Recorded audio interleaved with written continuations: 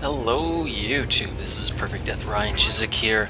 I'm doing a War Thunder video here of the Spitfire Mark IX, the early one, the first one. And this aircraft is, pretty mean. It came out as a rushed response against the Germans Focke 190As, and it comes with a small battery of 4 .308 caliber machine guns, along with 2 Hispano cannons. And the Hispano cannons on the Mark IX are really nice. You have 120 rounds for each of them, which is just amazing. And we are on New Guinea, which is kind of a bad thing if you're the Allies. We start on a runway, and the Japanese will start either on the carriers, or if they're an army aircraft, they spawn in the air, which is a very bad thing if you are up against Ki-84s in particular. I have a battle rating of 4.3, and the Ki-84 Co has a battle rating of 4.3, and it will outrun me. It will not actually outturn me. And in this match, we have a Griffin Spitfire who's doing acrobatics. We have a P-51 who, let's put that back on, who's running over there. He's going to be my bestest friend ever. And we have a bunch of other guys in the area, P-51s, some Spitfires. I can't remember what model the other Spitfire was. And Typhoon, I believe. Now, I'm making this video because a lot of players really are having a hard time with the Ki-84s, and I don't blame you. The Ki-84, especially on this map, does just absolutely destroy the other team. And we don't have bomber spam to protect us. And I think he's a Ki-84 over there, but I know our 2 AIs over there get attacked by Ki-84s. They climb really well, especially at high speeds, and when you get an air spawn, you spawn going about 400 kilometers an hour, so they're already at their optimum speed, and we can see that, fortunately for us, they are attacking AI. I saw the one dive down on an AI over there from rather high up, so he just ditched all of his altitude to go and engage some AI. Keep hitting that button. I'll just speed things up a bit, and we can see that they're starting to shoot things down. And right about here, I start crossing over, because, yeah, their aircraft are going down. You see that there's stuff all around us, and this is when I kind of wish I had better markers for them. But I'm pretty sure that is the highest I can see right now. So I kind of hang around him, see what he's doing. There's really not a whole lot else going on. And there we go, sound kind of cut in a little bit. But I'm pretty sure I leave that guy alone for a while. I know we've got a Typhoon over there who's got 2 people on him. He's distracting them for us for a while. Meantime, like, I had a hard time spotting people. It was weird. I don't know what the new patch did to the spotting system, but I've had people just disappear for very bizarre reasons. So first thing up, right there is a Ki-84. He sees me. I don't think he sees my P-51 buddy over there. And I'm going to do a bit of dragging because he's now coming onto my 6. You can see him doing that. So as he starts to get close, he's making a turn, so I decide to make him tighten his turn. So I'm doing a very slight turn constantly, along with a very shallow dive. I want him going fast, because I know the Ki-84 cannot roll very quick at high speeds. So I'm going to take him into a high-speed maneuver, and we can see that as he's getting closer, I weave over the other side, and he slowly rolls back, and I weave over there, do it again. I want him to get close, and right about there, I decide to do a barrel roll, and he goes into a pure climb. And I don't have to follow him, I just decide to because I'm all clear, there's no one nearby, and I want to spook him. So I kind of shoot some MGs. The main reason I did that was because I wanted him to be a prime target for my buddy. He's going nice and fast, he climbs up, and 50 cals. He doesn't actually hit the KI-84 a whole lot, he does crit him. But it's got the KI-84 on the defensive. I decide to keep flying parallel to him. And I do this because he sees me and he wants a kill. So what does he do? Well, he rolls over to me. So I roll opposite. This is kind of like a thatch weave. And he does graze me, but it doesn't actually do anything. It does a little bit of... I do have a bit of a problem doing a roll, but for the most part it causes him to put himself back into the P-40's line of fire, and the P-40 sets him on fire, or P-51. So at this point, I keep my altitude, I don't dive down. I'm trying to remember when I spot other guys, but there are a lot of other people up here. I can't remember where exactly they were, I just finished the match, but it was a pretty intense one. Yeah. There's a A6M5 and a Focke-Wulf 190 down here. There's the Focke-Wulf. Or that's the A6M5. I think that was the 0. And I decided to loom overhead for a while. And eventually I do spot the Focke-Wulf approaching. You can see all that flak over there, that's kind of spotting where he is going to be. And here he pulls up to prop hang after me, so I decide to go vertical, let him chase me. He starts stalling out, he rolls over to evade the P-51, so then I switch in. But around this time, the Focke-Wulf showed up, right there. You can see him.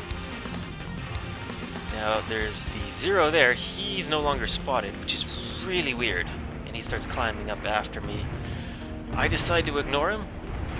I'm going pretty, well, kind of.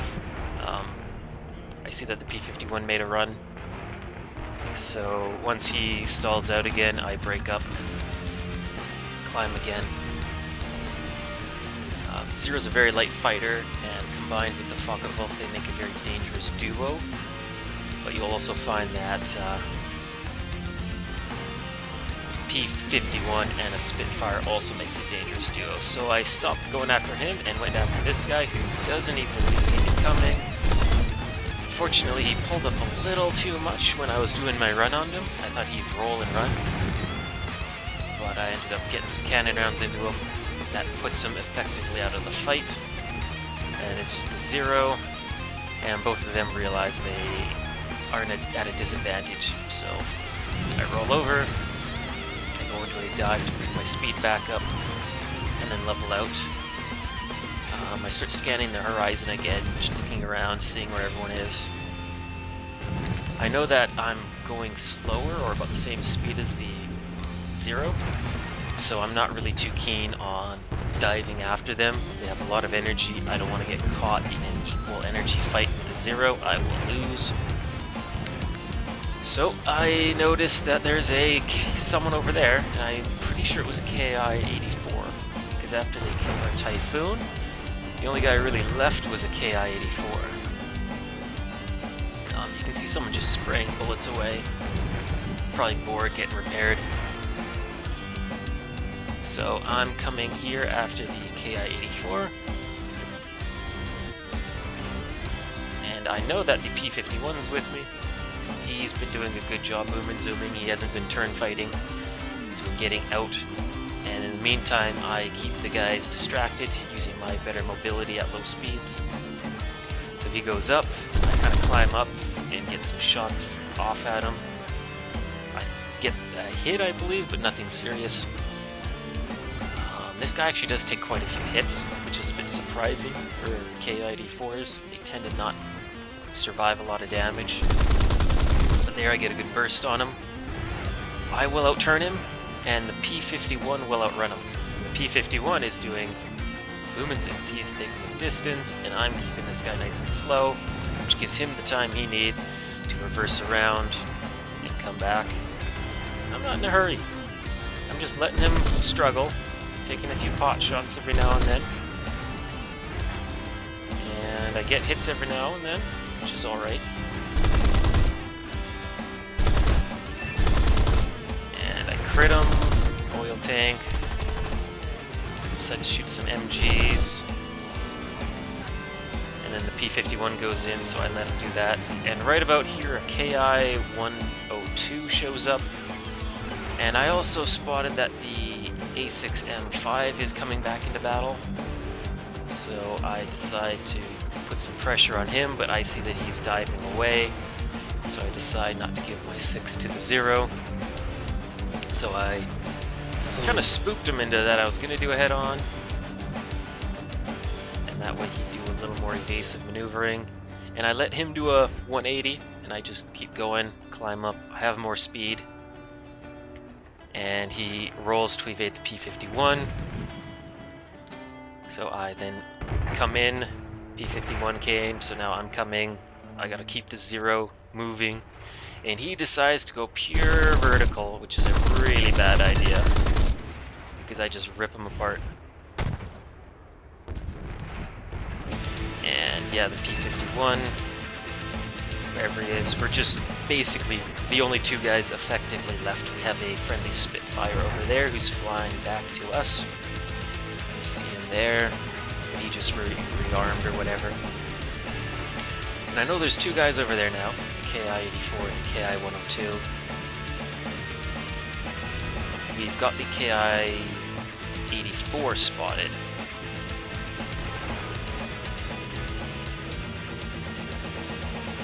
So let's just, I keep hitting that button, speed things up a bit, get over towards him.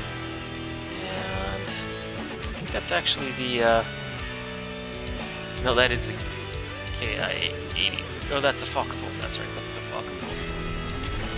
He tries to go for me. I make him turn while he's climbing, so he burns off more energy. He is now very low on energy. So I move around. P-51 gets a really good burst into him, sets him on fire. And now we can change our target to the wherever he is. There he is. Yeah, KI-84 down there, just trying to land. And yeah, here he disappears again, which is very strange. I have no idea what's with the spotting mechanics in this patch.